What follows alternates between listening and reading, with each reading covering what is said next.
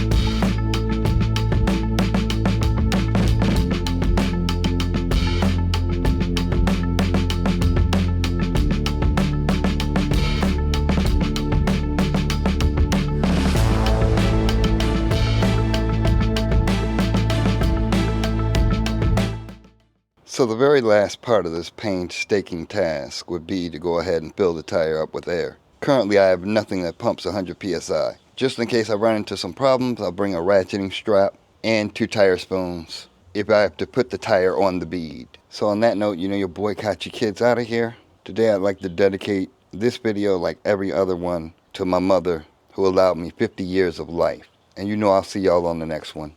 Peace, ma.